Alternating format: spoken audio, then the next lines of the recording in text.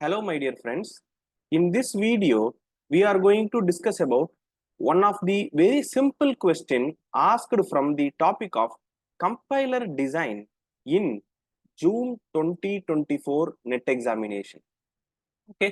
So, நம்ம TOCல நிறைய videos discuss பண்ணியிருக்கிறோம் அண்ட் அதுல வராத ஒரு டாபிக்ல இருந்து இந்த கொஸ்டின் கேட்டிருக்காங்க because most predominantly we have discussed all the concepts with respect to basics of theory of computation already. But இந்த கொஸ்டின் என்ன பண்ணிருக்காங்கன்னா கம்பைலர் டிசைன்ல இருந்து கேட்டிருக்காங்க. கொஸ்டின் என்ன கேட்டிருக்காங்கன்னு பார்த்தோம்னா the number of tokens in the following line for I in range of begin colon end colon step அப்புறம் ஒரு கோலன் கொடுத்துருக்காங்க. So this is the syntax of for loop. So given என்ன கொடுத்துருக்காங்கன்னா a syntax of for loop. For loop mostly உங்க எல்லாருக்குமே தெரிஞ்சிருக்கும். This is the syntax of for loop, not in C language, not in C++ or not in Java, but this is the syntax of for loop in Python. Okay, so I hope you all are able to understand it. ஸோ என்ன கொடுத்துருக்காங்கிறத நான் ஒரு தடவை எழுதுறேன். For I in range, for I in range begin colon end colon step அதுக்கப்புறமா கோலன்னு கொடுத்துருக்காங்க. ஓகேவா? So this is not dealing about anything with respect to syntax.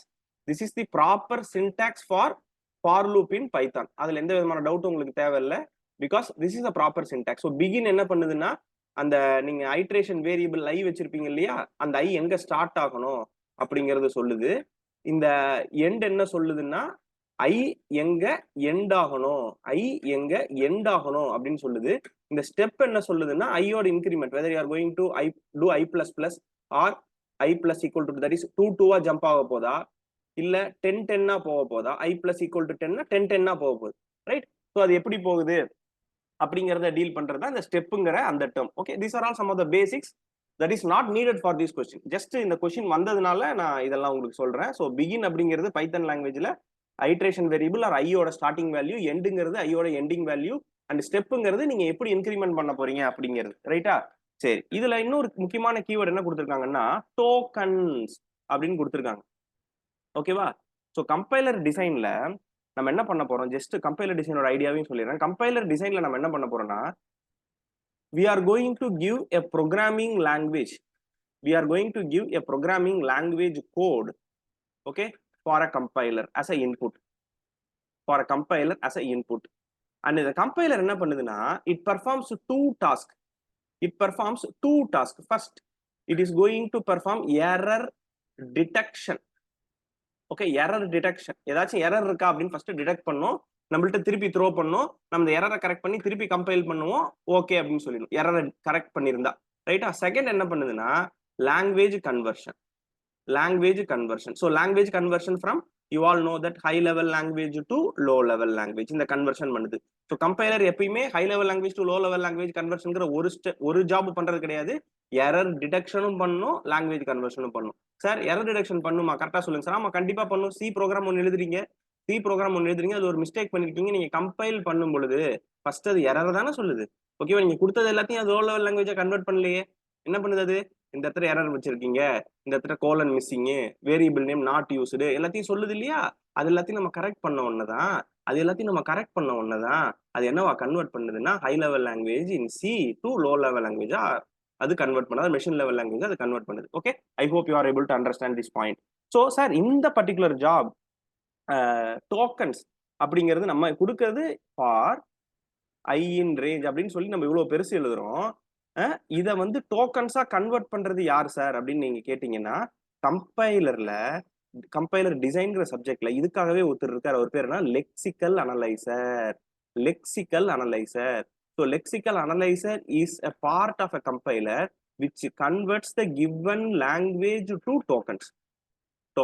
அப்ப லெக்சிக்கல் அனலைசருக்கு நீங்க ஒரு லைன் கோடு கொடுத்தீங்கன்னா அது என்னவா கன்வெர்ட் பண்ணா டோக்கனா வெளில தள்ளி விட்டுரும். இந்த டோக்கன் தான் யார் இன்புட்டா எடுத்துக்குவாங்கன்னா சின்டாக்ஸ் அனலைசர் இன்புட்டா